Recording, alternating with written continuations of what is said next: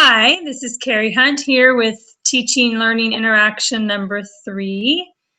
I wanted to start by talking about the section about program evaluation, which sounds, like they talked about, is it a dread or is it an opportunity? And I kind of liked it just because we all need to know if what we're doing is worth it. And I also liked the point that this is how we make sure that what we think we're doing is actually helping the people we think that we're helping. We're trying to help, I guess. Not only that, but it's a way to justify the cost of the program to our funders. So it is something that sounds like can be really helpful. So starting out, they talk about having a vision and visions and goals, and converging on that with your group and having everyone on board, which I think is super important.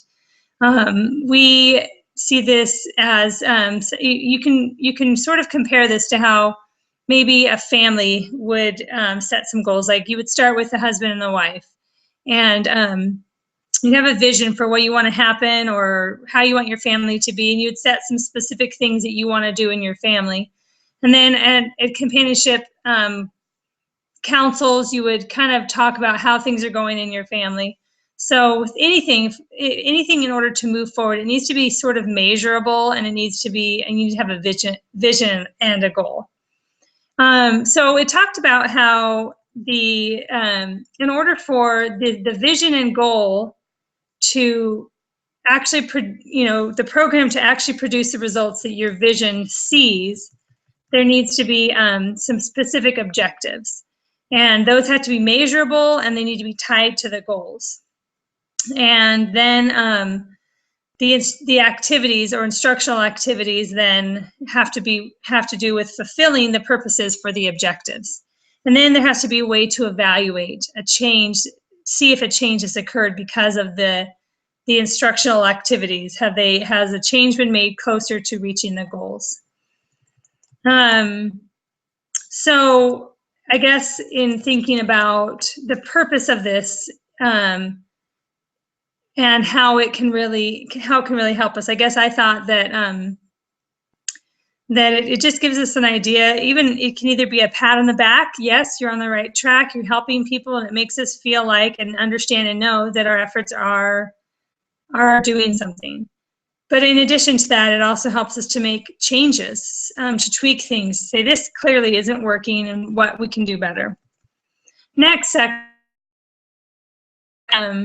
And I like the definition or the things that were talked about in the section that said that ethics aren't just, a set of rules and regulations that we follow in sort of a cold, hard way, but ethics can really encompass the way that our habitual way of living and seeing things, a way of that permeates our interactions with everyone that we interact with, as well as the other professionals, the families that we interact with, as well as other professionals.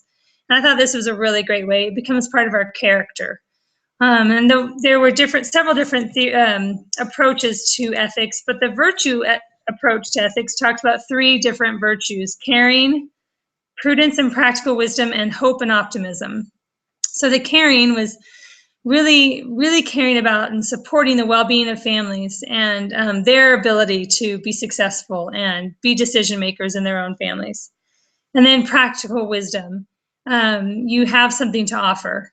And then a hope and optimism, you recognize that it's the strength within the individuals that are going to help them to learn and to grow and to be happy. So I also liked the decision-making steps. I thought it was really helpful to have it broken down that way. You have to first consider the relationships. And I even thought about this as being helpful in my own personal life. First, like who is affected by this? When I have a dilemma that comes up, which parties are affected? Which relationships are affected? And then, okay, which principle can apply to this situation? In the case of the ethical dilemma, you would refer to the code of ethics. For whatever field you're working in. But what are the principles? And then what's getting in the way? Are there certain principles that are sort of creating tension or contradicting that we need to work through? Which ones have a higher level of importance? And then some possible solutions. What maybe could work? Let's brainstorm here, and then deciding which one would probably be the best one to move forward with. So I like that. It helped the problems that may arise not seem quite so overwhelming by having those steps. All right. Your own values, of course, are going to come through. And I hope that when I teach, those values will come through because I believe in the values. However, when teaching in a diverse audience, diverse family situations, you have to make sure that your principles or your values are based on principles which are research-based. And there's a great variety of people in our world today.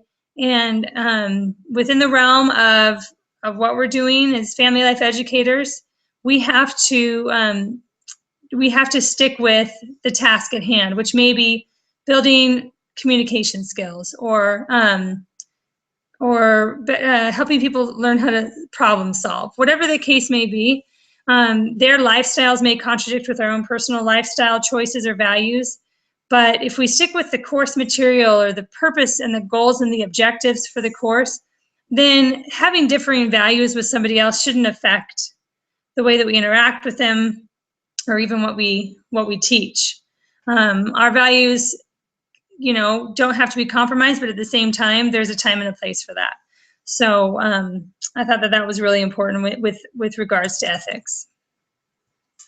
Last section was about boundaries in family life education. I appreciated how the two authors both broke it down, and I recognize that both authors felt very differently about those boundaries.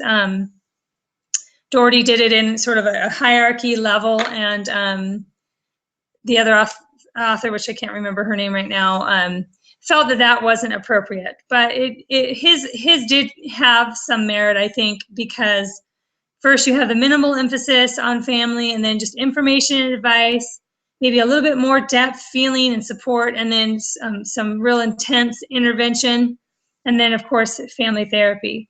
But I did agree with the other article when she talked about how one isn't necessarily better than the other. They're just a different approach. Family therapy, family life education, and then she talked also about the family case management. They're just a different approach for really the same purpose, is strengthening families, helping them to have healthy relationships and be safe and well functioning. But that these three different methods of helping to solve the same problems or helping to do the same thing, they actually can work together more than we think, and that we shouldn't assume that one is higher or better than the other, but yet they all have their purpose. So I think that it's very important to work within the training we have, of course, so that we don't harm clients emotionally or steer them in the wrong direction, and we don't handle their sensitive cases with the care that needs to be handled and the theory and the practice that needs to happen with their clients. But at the same time, I thought it was interesting that we shouldn't presume that just because you're a family therapist, you're also qualified to be an educator in those same ways that maybe a family life educator is trained in. So, and likewise, the family case manager. So I think that there's some important things in both these articles to understanding our boundaries with family life education. It also was kind of giving me some ideas, still trying to determine what I want to do after I receive my bachelor's, which degree I want to go into for graduate school. So some of these ideas are kind of helping me to sort out really what is out there. And I have to say, I'm still kind of confused about what are the different careers. I mean, I understand family therapy, but there's a lot of different other careers that I still don't even know, what they are and how they exist. So anyways, hope you enjoyed. Thank you and have a great day.